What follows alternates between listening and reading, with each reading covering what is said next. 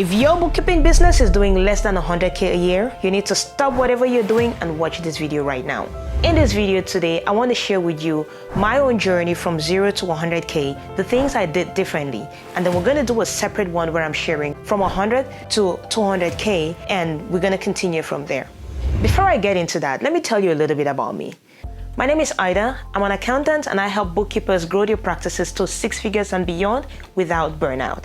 I started dabbling in the bookkeeping and accounting business since 2014. I've always been an accountant. I've always done accounting and bookkeeping, but I've worked in several different companies, including accounting firms, CPA firms, and all of that.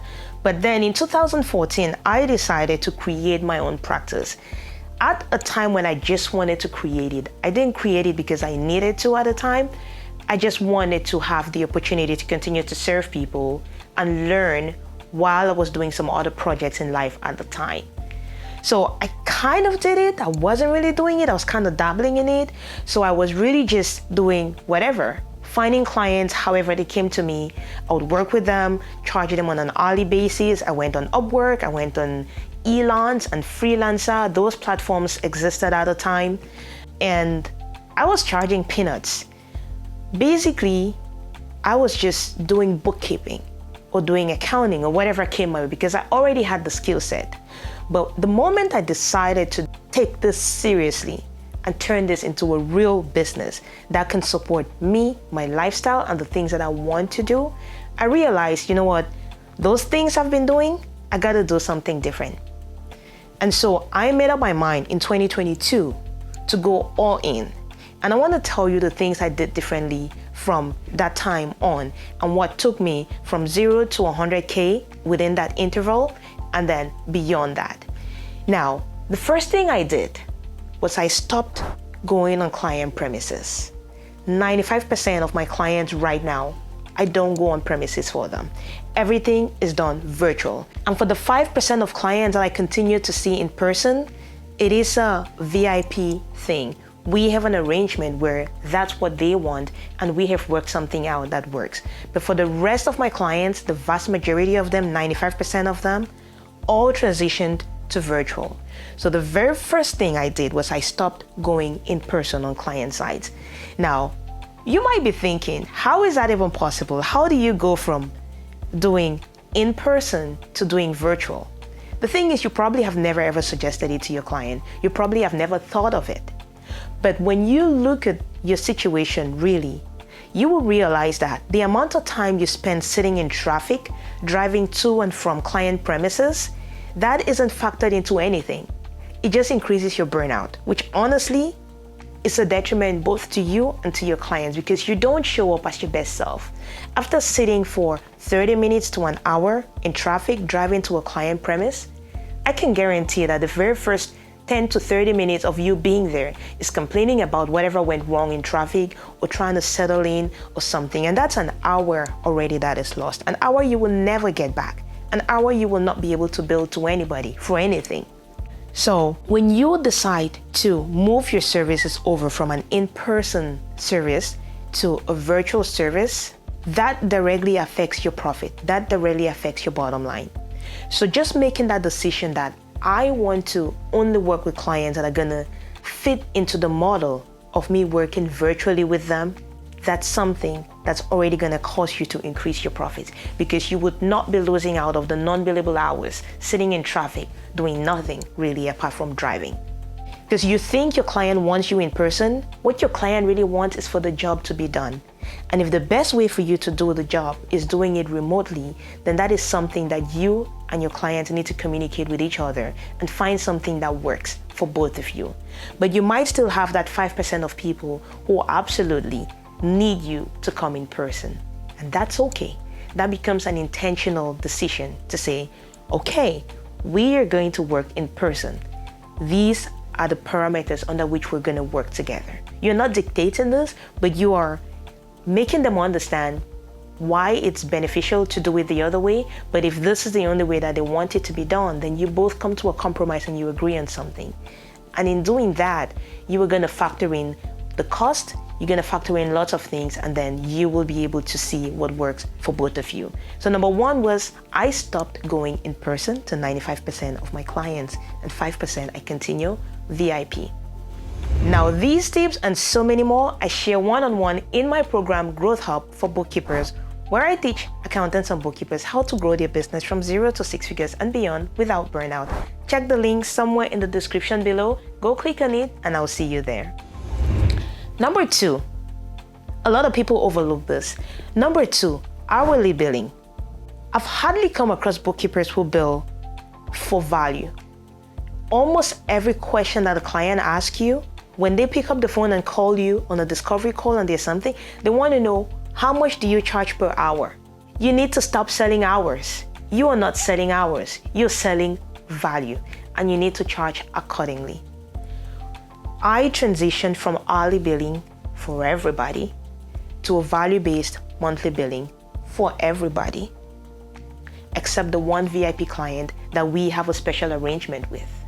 When you get a client calling you and the first thing they're asking you is about how much do you charge for hours, you got to pivot the conversation to first of all understanding what is it they're looking for. They might be asking about hours because that's all they're used to. Every single bookkeeper they've ever worked with charges them by hours, and so by default they think you're going to charge them by hours. And so you need to have that conversation with your clients. You need to go ask them specific questions about their business.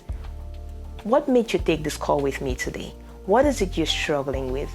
How have you been able to solve XYZ problems in the past? How do you handle your sales taxes? Who takes care of your sales taxes?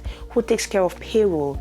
Do you have employees? Do you do payroll in-house? Do you do it on a third-party platform? Do you do like a payroll service provider, ADP, Ceridian? Those are the common ones here in Canada. We also have WagePoint. Like, just ask those questions of your client. You need to take the conversation to the place that you want it to go to and dig in and make them talk. Make them identify what are the problems they have. What made them take this call with you? Who have they worked with in the past? What was the challenge that they encountered there? Go deep, ask as many questions as are relevant to your client, and as many questions as are relevant for you to be able to understand how you can position yourself as a valuable partner for them. That way, by the time you even get to talking about pricing, you're not even selling hours anymore. You're selling them the solution to all the problems that they outlined, provided you are the person that can provide those solutions for them. So don't do the thing where you can pretend that you know how to do something when you can't. My assumption in doing this video and educating you about this is that I think, or I believe, or that you should believe that you are a killer accountant or bookkeeper.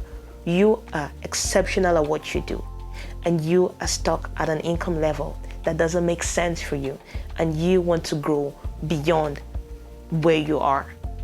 So for me, personally, I know how great of a service I offer to every single one of my clients, and my services to them cannot be estimated in terms of time. Because it could take me 30 minutes to do something that it would take another person 2 hours or 3 hours to do. Why would I bill you 30 minutes? I can't sell you time. I sell you a solution. And so in transitioning from hourly billing to a value-based billing for every single one of my clients, that is one of the things that helped me to scale from the 0 to 100 within that time frame. The third thing, which is also very important, but a lot of people overlook this, is hiring team. Personally for me, and this is unconventional, but for me, my first 2 hires were a virtual assistant and a video editor. What has that got to do with bookkeeping? Well, in my business, I do videos like this. I do podcasting. There are lots of things that I do besides just doing accounting and bookkeeping. And those are things that are not the core of my business, because the core of my business is offering accounting and bookkeeping services to my clients. That's why they reach out to me.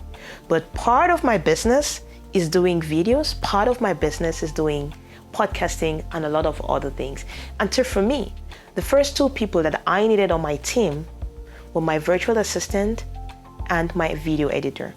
Those 2 people freed up for me a lot of time that I was spending doing the work that I didn't need to get better at. I don't care about becoming a good video editor. I don't care about becoming a good administrative assistant / virtual assistant. I don't care about any of those, but I care about becoming a great, valuable asset to my clients, providing them accounting and bookkeeping services. And so I got rid of those things that I don't need to do, but that need to be done, like booking guests for my show, like doing research for the topics that I'm going to talk about on videos like this, like coordinating, posting the stuff on my podcast platform, on YouTube, doing thumbnails, doing all of that. Those are things that need to be done as part of my business, but don't need to be done by me.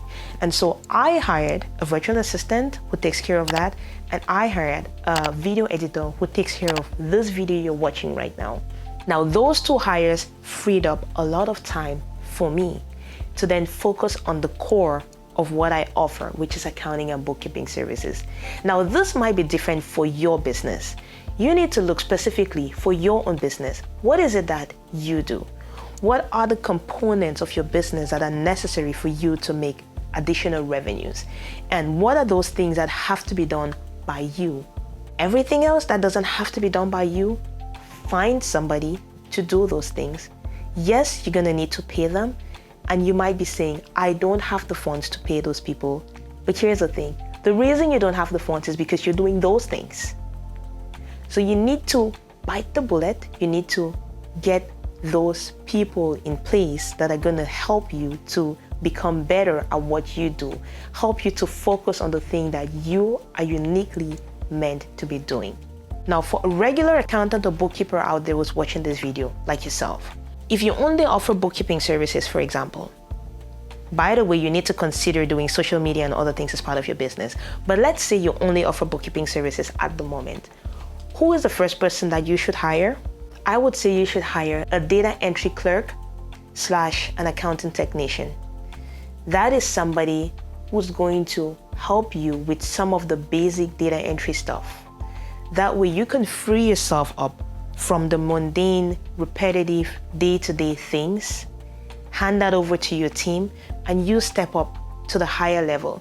Be that person that will be irreplaceable to your clients, because you're not just doing data entry. You are stepping up to offer them additional things. You become the person that helps them to save cost. You become the person that helps them to make sure that their tax remittances, sales taxes, payroll, and everything else around that is remitted on time, and not just at the brink. Like, here is something that a lot of bookkeepers do. You focus on just making sure stuff gets out the door in time. Like, you're barely hitting the deadline for everything. You're always working towards deadlines. And that is stressful. I've been there. I've done that. I've worked in a place where it's like you are a machine just trying to push things out the door and never really taking the time to stop and evaluate and see how else you can be of service to your clients, how else you can help your client to cut their costs, identify some patterns, raise their revenues. There are lots of things you can do. Off the top, your team, having the right team in place, will help you to become that person that is irreplaceable to your clients. I spoke about that in the previous video. But when you become irreplaceable to your clients, it all comes down to doing things that are gonna make you earn more, stress less, be more valuable to your client, and have that harmony, have that business that you enjoy. And so for me, those were the three main things that I did to move my business from the $0 to $100,000 mark. Those are the things I did differently. Again, real quick, number one was I stopped going in person to client premises. I transitioned everybody to virtual, except for the VIP. Number two, I switched away from hourly billing to value-based billing. And number three, I hired team, which for me was a virtual assistant and a video editor. Now, if you enjoyed this video, I want you to check out this one right here, where I shared the journey from $100,000 to $200,000. I'll see you there.